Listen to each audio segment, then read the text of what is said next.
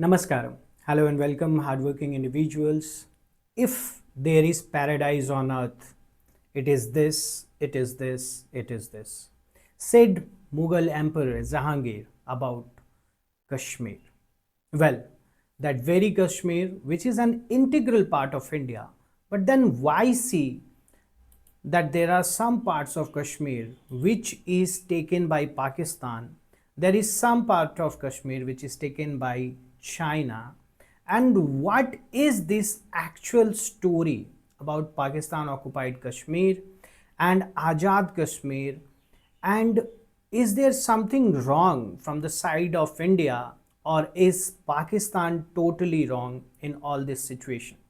We're going to see all this in today's class, and let's start with the overview and the current status. So POK today comprises 30% of the original Jammu and Kashmir territory, covering approximately 78,000 square kilometers, that has been illegally occupied by Pakistan since 1947, and I will stay on the point illegally.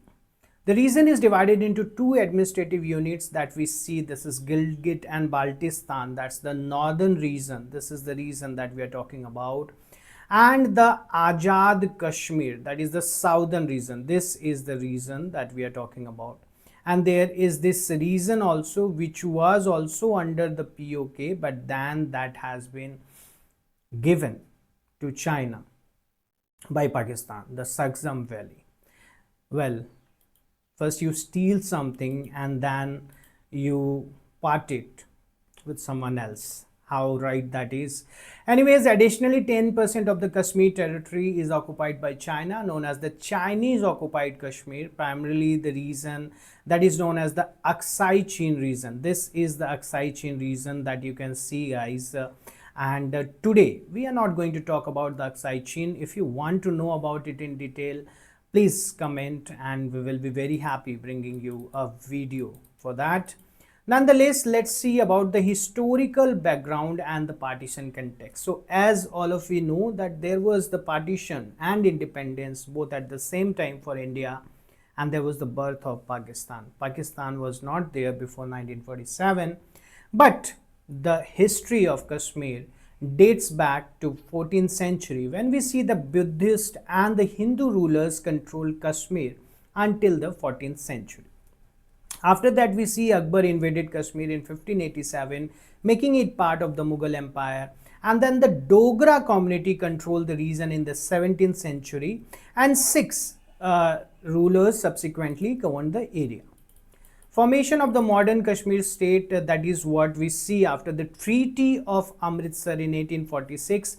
After the first Anglo-Sikh War, King Gulab Singh signed this treaty with East India Company, establishing Jammu and Kashmir as a separate state. Gulab Singh had assisted the British against Sikh fighters, earning British favor at that time. Maharaja Hari Singh became ruler in 1925, and he continued until partition and even after that.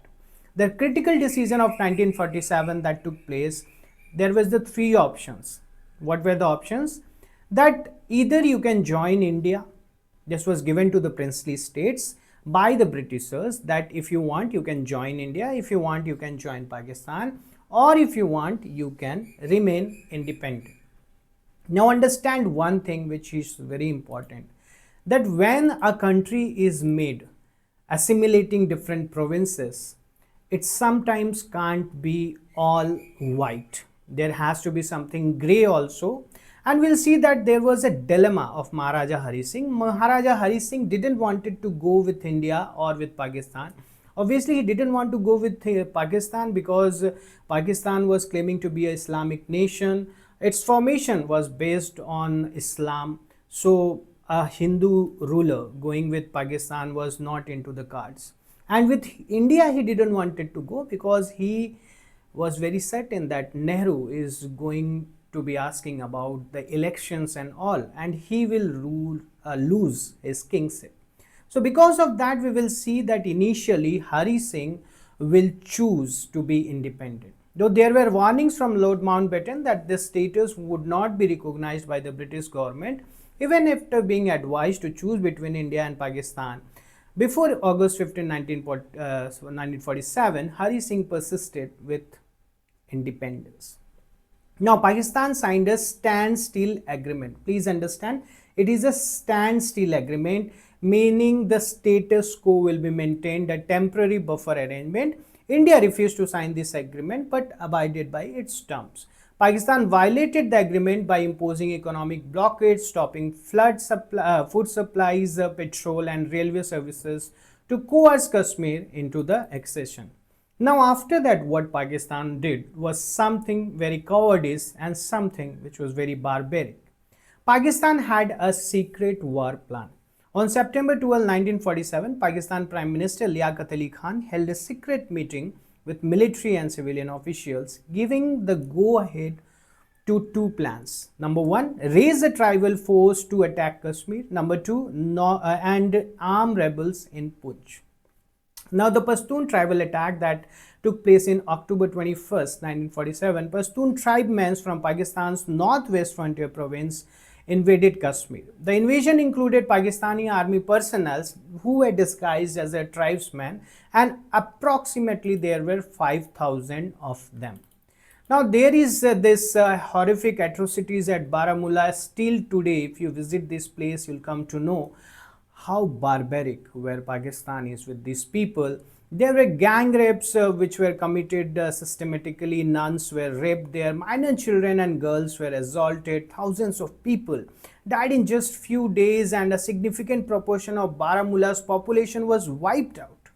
The invaders sought everyone who could not recite the Kalma, that is the Islamic declaration of faith, and many non-Muslim women were enslaved, while others jumped into rivers to escape the capture. There was this like a war booty and human trafficking, with many incidents they are talking about that the cattle, the horses, the arms and the women were taken away by this Pakistani army personnel describes as the Thai tribesmen. Now, the instrument of accession, controversial timing. This is something that we should see. On October 25th, the Wilsi tribal forces reached Uri and Baramulla, just 50 kilometers away from Srinagar. October 26th, rebels surrounded Srinagar, and Maharaja Hari Singh, present in Jammu, frantically contacted New Delhi at that time. That night, he signed the instrument of accession. Now, Indian troops were lifted to Srinagar the morning after the signing, that's on October 27. Now, there is this timing controversy, and what it is, there is dispute about the claims whether the instrument was signed before or after Indian troops arrived. So, some evidence suggests that VP Menon was still returning from Jammu when Indian troops had already landed there. The instrument transformed the control of defense, external affairs and communications to India, and Lord Mountbatten accepted the accession on October 27, 1947. Now, the case should be closed here. Why? Because all the partition, all the boundaries, everything else was decided by the Britishers. And if Lord Mountbatten at that time, who was supposed to be there as the head to decide, accepted the accession on October 27, 1947, it means that legally Kashmir was an integral part of India, that it was, it is, and it will be. Pakistan considered this accession fraudulent as it was signed under pressure. Now, who are you to decide this? That should have been asked to him, but that was not asked to him by Jawaharlal Nehru. There was a mistake. What was that? Nehru took the Kashmir issue to the United Nations, considered one of the most controversial decisions. Why so? Because India did not need it to involve the UN, as Kashmir was an internal matter. And after legal accession, Indian military could have eventually won complete Kashmir. But Nehru did not do so. And there was this UN resolution 47 on April 1948. It talked about three things. Number one, there should be a ceasefire. And number two, the Pakistan should take away its army from the Kashmir area. And then India should also take its army away from the Kashmir area. And number three, there should be plebiscite. The people should vote where and with whom they want to live with. But that was not done. Pakistan never withdrew its forces, and that remains as it is. Now, as I said you at the very beginning that there is this China connection or the Shaksgam Valley betrayal, where Pakistan illegally gifted 5,000 square kilometer of Pak-occupied Kashmir territory to China in 1963. This included the Shaksgam Valley, and the agreement laid the foundation for the Karakoram highways. Now, Article 6, the provisional nature, where it talks about the 1963 agreement stated that after the Kashmir dispute settlement between India and Pakistan, the sovereign authority would reopen negotiations with China. What does it mean? It means that India does not agree to the agreement. Okay. Now, this is the part that you see, this is the POK that we are talking about, and we have already said you that this part here is termed to be the Azad Kashmir or the independent Kashmir. And in India also, you see, this is the part where Kashmir is, the rest part here is Jammu, and the larger area that is here is Ladakh, and Ladakh's part was only the Sky Chain, which is now under the China. And here is the Siachen glacier, the highest point, and it is very important, Siachen, because you see it is in the middle of Pakistan, China and India, and it is a part which, if controlled, can be very helpful for maintaining the decision making. And this is the Shaksgam Valley that I have already told you that was ceded by Pakistan to China, and which is an integral part of India. Now, there is this strategic implication that also you should understand about the China-Pakistan economic corridor, which passes through this illegally ceded territory, and this is a very ambitious project of China, which it doesn't want to get disrupted because of any reason. Now, current developments and protests, if we talk about May 2024, there was this widespread protest that erupted in Azad Kashmir because there is this rising prices of food, fuel and electricity, Pakistan's serious economic crisis, and demand for better rights and governance.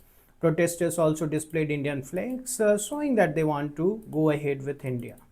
Now, strategic importance of Pakistan occupied Kashmir. From geopolitical significance, it is very important because land bridge between South Asia and Central Asia. Access to the Central Asian market and energy resources are critical for India's national security. And the water resources like Indus, Jhelum and Chenab, these water resources are strategically vital for India's water security.